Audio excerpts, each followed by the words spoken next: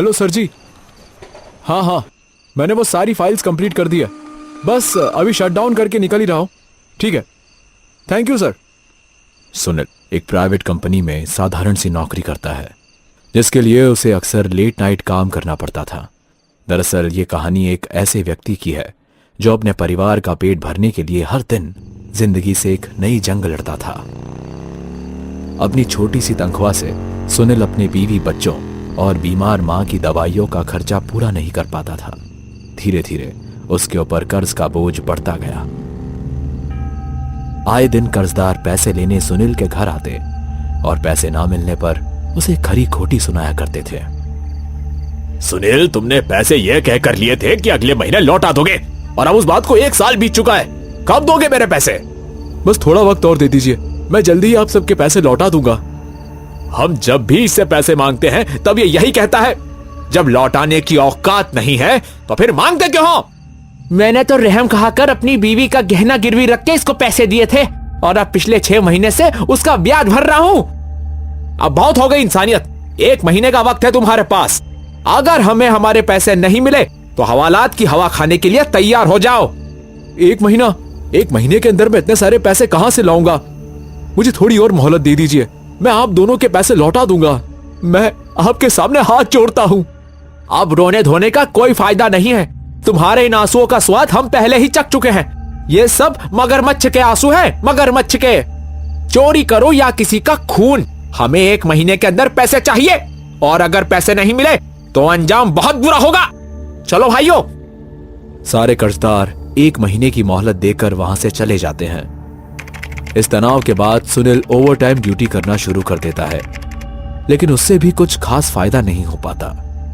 सुनील के दिमाग में बार बार सिर्फ एक ही सवाल घूम रहा था, अब सिर्फ 15 दिन ही बचे हैं, इतनी जल्दी इतने सारे पैसे कहां से लाऊं?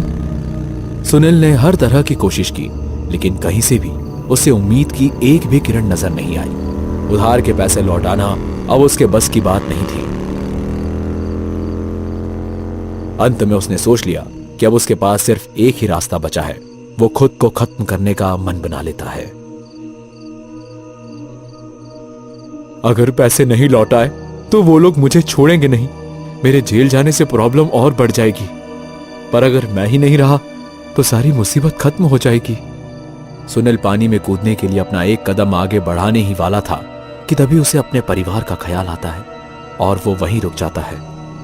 मेरी मौत से इन कर्जदारों का मसला तो हल हो जाएगा, लेकिन इसके बाद मेरे परिवार का क्या होगा? नहीं नहीं, इससे समस्या हल नहीं होगी। मैं मर नहीं सकता, पर कर्जदारों का क्या करूं? उनसे पीछा कैसे छुड़ाऊं? इतना कहकर सुनील वापस अपनी बाइक स्टार्ट करके वहां से निकल जाता है। चोरी करो या किसी का खून, हमें हमारे पैसे चाहिए। खून करो, खून खून खून। कर्जदारों में सबसे ज्यादा दिक्कत राणे और मिश्रा को ही है। अगर मैं उन दोनों को खत्म कर दूं तो मेरी आधी समस्या हल हो जाएगी। राणे और मिश्रा सुनील के ये वो दोस्त थे जिन्होंने कभी बुरे वक्त में सुनील की मदद की थी, और आज सुनील मन ही मन अपने दोस्तों को मौत के घाट उतारने की सोच रहा था। तभी अचानक वीरान सड़क से चलते चलते उसकी बाइक अपने आप बंद पड़ जाती है। सुनील ने बाइक स्टार्ट करने की बहुत कोशिश की, पर बाइक स्टार्ट नहीं होती। शिट यार, इसको भी अभी खराब होना था। कुछ देर और कोशिश करने के बाद सुनील ने थक हार कर अपनी बाइक वहीं छोड़ दी और आगे चल पड़ा। उसने सोचा, कोई गाड़ी या ट्रक मिल गया तो उससे मदद की उम्मीद की जा सकती है। पर तभी उसकी नजर एक पुराने वीरान बस स्टॉप पर पड़ी। सुनील वहां जाकर खड़ा हो गया, इस उम्मीद में कि शायद कोई बस मिल जाए। कुछ ही देर बाद दूर से एक बस आती हुई दिखाई दी। बस देखकर सुनील की खुशी का ठिकाना नहीं रहा, लेकिन जैसे ही बस पास आई उसका दिल तेज धड़कने लगा। उस बस के टूटे फूटे शीशे और पुरानी फटी सीट बस की हालत बयां कर रहे थे। पूरी बस से एक अजीब सी बू आ रही थी। सुनील के बस में चढ़ते ही बैल की आवाज गूंज उठी। फिर बस धीरे धीरे चल पड़ी। इसके बाद कंडक्टर ने सख्त आवाज में सुनील को टिकट के लिए पूछा, कहाँ जाना है? गाजियाबाद। 2 रुपया। 2 रुपये सुनकर सुनील को आश्चर्य होता है। क्या 2 रुपये? इतना कम किराया कैसे?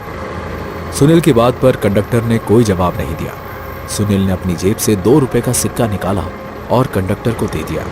उस कंडक्टर ने सुनील को एक फटा पुराना सा टिकट दिया जो दिखने में बेहद गंदा लग रहा था। ये क्या है? ये तो पूरी तरह खराब हो चुका है। कंडक्टर ने सुनील की बात का कोई जवाब नहीं दिया और अपनी सीट के पास जाकर खड़ा हो गया। सुनील को यह बात बहुत अजीब लगी। उसने देखा कि बस के अंदर यात्रियों के लिए कुछ जरूरी सूचनाएं लिखी हुई थी, जिसमें लिखा था, अगर कोई अनजान स्टॉप दिखे तो उतरने की कोशिश ना करें, वरना यह आपका आखिरी सफर हो सकता है। वहीं दूसरी तरफ लिखा हुआ था कि इस बस में छुट्टे पैसे देना अनिवार्य है, नहीं तो कीमत कुछ और चुकानी पड़ेगी। ये पढ़ते ही सुनील के शरीर में एक अजीब सी ठंडक दौड़ गई। अचानक उसने अपने पैरों पर कुछ रेंगता हुआ महसूस किया। उसने धीरे से नजर झुकाकर जैसे ही नीचे देखा तो उसने घबरा कर तुरंत अपना पैर झटका। अचानक ये कीड़े कहां से आने लगे?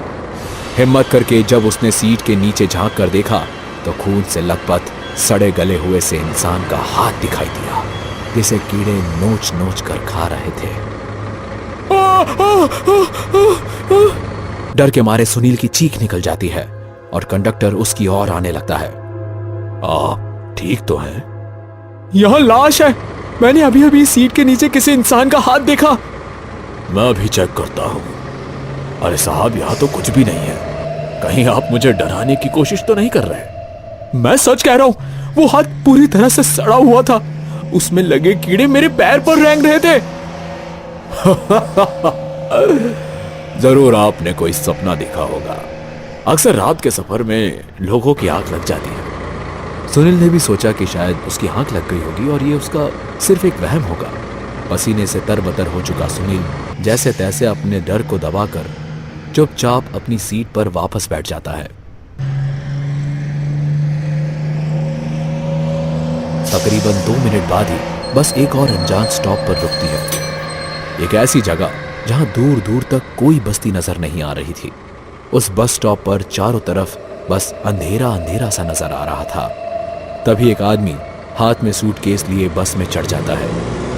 उस आदमी को देखकर सुनील को थोड़ी राहत मिलती है, क्योंकि वो अब इस अजीब बस में अकेला नहीं था। लेकिन ये सुकून बस कुछ ही पल का था।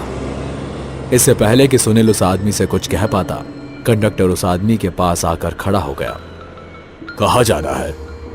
गाजियाबाद। 2 रुपये। 2 रुपये सुनकर वो पैसेंजर भी चौंक जाता है। पैसेंजर 10 रुपए का नोट निकालकर कंडक्टर के हाथ में थमा देता है। 2 रुपये छुट्टे दो। 2 रुपये के छुट्टे नहीं है मेरे पास। आप एक काम कीजिए, बचे हुए पैसे आप रख लीजिए। मैंने कहा छुट्टे पैसे दो। अरे भाई, कहा ना छुट्टे पैसे नहीं है मेरे पास। उस पैसेंजर के इतना कहते ही कंडक्टर का चेहरा एकदम भयानक दिखने लगा और आंखें लाल सुर्ख हो गई। कंडक्टर ने बस रोकने के लिए रस्सी खींचकर बैल बजाई और बस एक ब्रिज पर रुक गई। कंडक्टर ने उस पैसेंजर को घसीटते हुए बस के बाहर निकाला और जमीन पर उठाकर पटक दिया।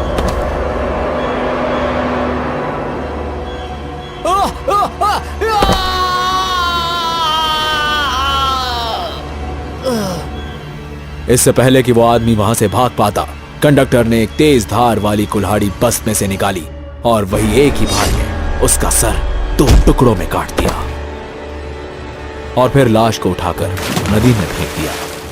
यह भयानक दृश्य देखकर सुनील की सांसें तेज होने लगी। सुनील वहां से भागना चाहता था, लेकिन वो अपनी जगह से उठ ना सका, मानो जैसे किसी चीज ने उसे जकड़ के रखा हो। डर के मारे सुनील नजर झुकाकर चुपचाप बैठा रहा। कंडक्टर ने एक रहस्यमय मुस्कुराहट के साथ सुनील की ओर देखते हुए डबल बैल बजाई और फिर बस चल पड़ी। इसके बाद वो अपनी सीट के पास जाकर शांत खड़ा हो गया, जैसे कुछ हुआ ही ना हो। लेकिन सुनील अब भी उस डरावने मंजर को भूल नहीं पा रहा था। वो अब किसी भी हाल में इस खौफनाक बस से उतरना चाहता था। कुछ देर सोचने के बाद उसने चुपचाप चलती बस से कूदने का फैसला किया। कंडक्टर आगे की ओर मुंह कर बैठा हुआ था। सुनील ने सोचा यही एक सही मौका है, लेकिन जैसे उसने अपने कदम दरवाजे की तरफ बढ़ाए, बस अचानक से रफ्तार पकड़ लेती है। इतनी रफ्तार में नीचे कूदना बेवकूफी होगी। अगर मैं कूदा तो वैसे भी जिंदा नहीं बचूंगा। सुनील ये सब बातें सोच ही रहा था कि तभी उसे अपने कंधे पर एक ठंडा हाथ महसूस हुआ। जैसे ही उसने पीछे मुड़कर देखा तो उसके बिल्कुल सामने वही कंडक्टर खड़ा था। अपनी जगह पर बैठ जाओ। इस बस में सफर शुरू करने का मतलब है इसे पूरा करना। सफर पूरा किए बिना तुम इस बस से नहीं उतर सकते। हाँ, मैं बस ताजी हवा का झोंका खाने के लिए दरवाजे पर आया था। अगर तुम चाहो तो मैं तुम्हारी कुछ मदद कर दूं। उसे अब समझ में नहीं आ रहा था कि इस मुसीबत से बाहर कैसे निकला जाए। कुछ देर बाद सुनील की आंखें धीरे धीरे बंद होने लगी और बस तेजी से घने जंगलों में दाखिल हो गए, जहां हर तरफ सिर्फ अंधेरा ही अंधेरा नजर आ रहा था। जंगल की अजीब सी खामोशी में वो बस कहीं खो सी गई। हेलो दोस्तों, अगर आपको ये वीडियो पसंद आई हो तो इसे लाइक और शेयर करें। ऐसी ही वीडियोस देखने के लिए हमारे इस चैनल को सब्सक्राइब करें। तो मिलते हैं अगली वीडियो में, तब तक के लिए नमस्कार।